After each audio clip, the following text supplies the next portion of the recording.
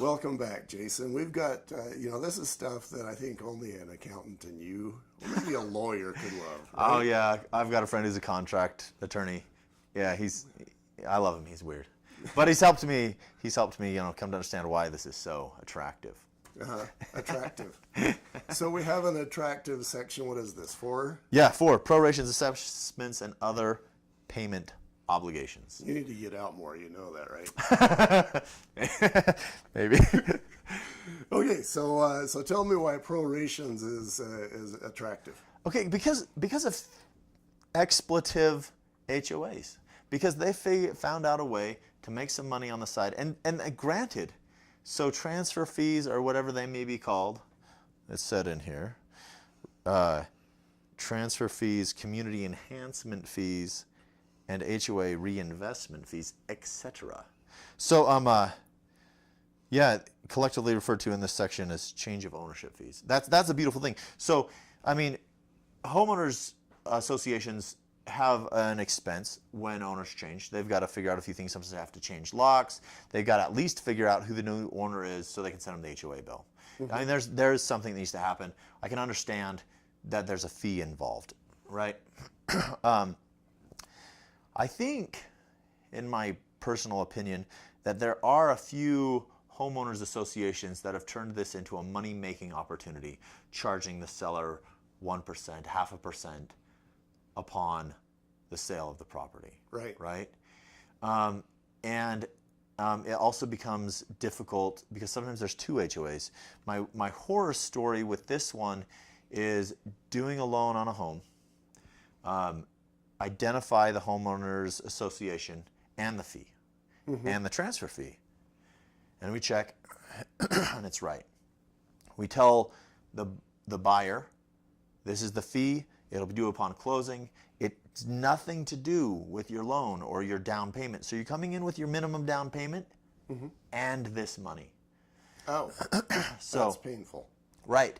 And then, day of closing, get a call from the title company, say, there's another HOA. The transfer fee on this HOA is $1,500. In order to complete this transaction, that transfer fee must be paid. So if I had been doing an FHA loan or a zero down loan or something where I was using every penny of available assets that my borrower had, it would have killed the deal right that day of closing. Yeah. Wasn't the case. Buyer had a bit of money. Not very many people were happy that day, but I would imagine. Yeah, we knew what was going on. We tell them what was going on, why the fee was, where it was. We got it done, but. And it's not that unusual. I live in Saratoga Springs, and one of the painful aspects about being in Saratoga is pretty much the entire city is one HOA, or has at least one HOA associated with it. But there's another group just barely to the south, and another one just barely to the north, where it's a second HOA. Yeah. And I can see how you would have to be on your toes to make sure you got both of them. And you're gonna have to bear with me. I got to tell a story that relates a little bit. Good friend of mine, she was selling a big time buyer, it was just a house. It was kind of a condo.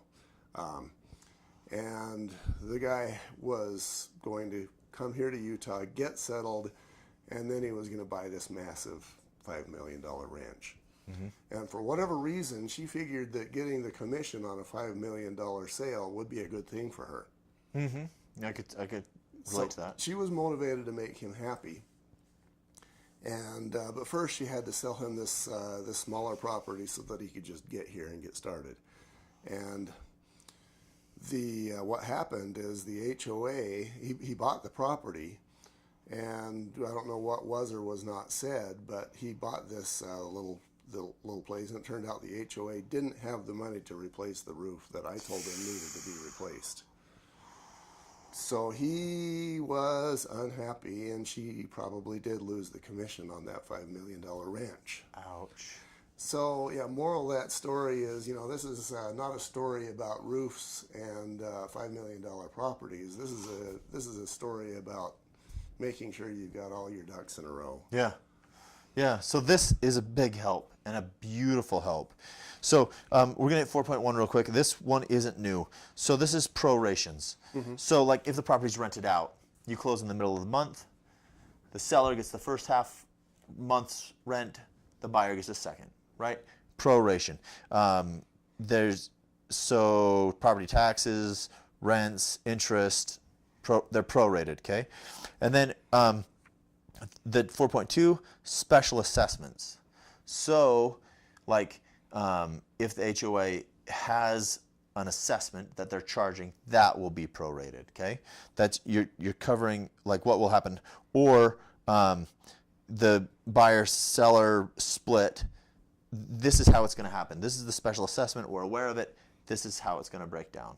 So it's isn't going to sprung on anybody. Oh, by the way, here's this fee. Ta-da! Yeah. Talk about it is the same sort of a scenario. If you surprise the buyer with, oh, by the way, there's an extra $5,000 or whatever that you've got to pay, chances of them calling you again next time just got cut in half. Yeah. And so this, and just a little bit of comfort with the lending regulations on both conforming and FHA loans, the likelihood of special assessments happening is lower because of reserves that are required to be in the HOA's budget. So hopefully it wouldn't happen. An assessment will come when an HOA has a necessary repair that is unbudgeted. And then they have to require of the members the fee to do the repair, equaling a special assessment. Another side note, if you're trying to buy a unit in an HOA that has a special assessment, double check with your lender, let them know as soon as you can, because a lot of times lenders will view, or FHA, an HOA with a special assessment of having an incorrectly calculated budget or a falsified budget, because they're supposed to have 10% reserves to cover things that would normally fall under the assessment category. So if there's assessment, make sure they know. Make sure how they know it's going to go down. Make sure your lender knows. And this all falls within section? This is 4.2. 4.2. Okay. So we're dwelling on the attractive. We're just accentuating the beauty of this. Okay, so 4.3 is the one that we skipped ahead to. So they've got escrow fees, right? Covers that. Rental deposit, prepaid rents, cover that. Covers long-term lease and short-term lease. Short-term lease is becoming a lot more common with Airbnb and sites like that, where you rent your basement apartment out for the weekend, something like that. So there's actually 4.3, you said, actually deals with whether a homeowner can do Airbnb in their home. Just how it will happen, how the transfer of the deposits, cleaning deposits, rents. So like a buddy of mine got a sweet house. He's got a basement apartment down there, but rather than turning it into a long-term rental, doing year lease, month to month, whatever like that, he puts it on those websites so people can come stay in it for a couple days. He got a code on the door, everything like that. So he can schedule it whenever he wants it. It's his house, right? So he's got a situation and someone decides, hey, I want to stay in that apartment in 3 years.